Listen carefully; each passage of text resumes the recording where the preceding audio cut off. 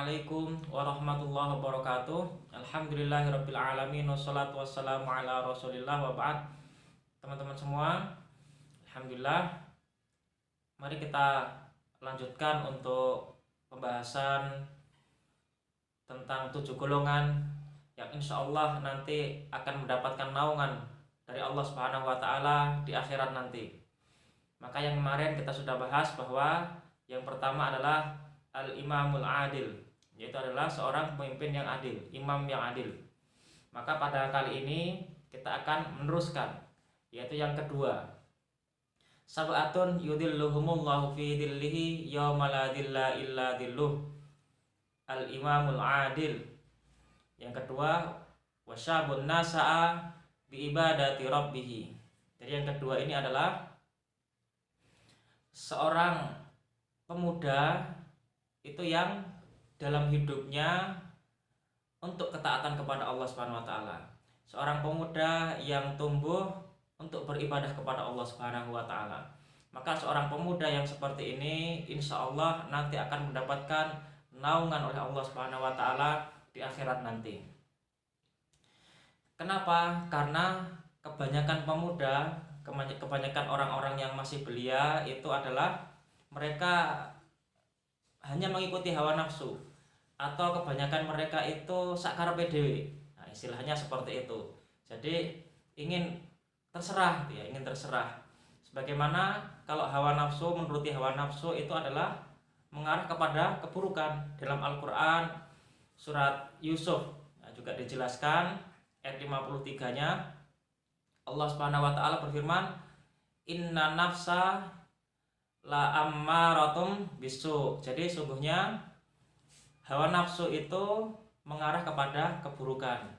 Maka pemuda yang bisa mengendalikan hawa nafsunya, pemuda yang bisa meredam nafsunya ini, maka insya Allah dia akan mendapatkan naungan oleh Allah Subhanahu wa taala di akhirat. Sebagaimana juga dijelaskan bahwa di dalam ayat yang lain Allah Subhanahu wa taala menggambarkan ketika seseorang itu lebih utama atau seseorang itu lebih dulu untuk melakukan kebaikan. Jadi lebih bersegera untuk melakukan kebaikan, maka disebutkan di dalam surat Fatir ayat 32-nya. Allah Subhanahu wa taala berfirman, "Tsumma awrasnal kitabal ladzi istafaina min ibadina faminhum dzalimun li nafsihi wa minhum sabiqum bil wa minhum muqtasid." Dan yang ketiga, wa minhum sabiqum bil khairati biidznillah. Jadi ketika Al-Qur'an ini atau kitab ini diturunkan oleh Allah Subhanahu wa taala kepada hamba-hamba yang dipilih, maka nanti terbagi menjadi 3 golongan. Yang pertama adalah ketika Al-Qur'an diturunkan, orang itu mendapatkan Al-Quran tetapi dia masih tetap saja menzalimi dirinya sendiri. Yang kedua yaitu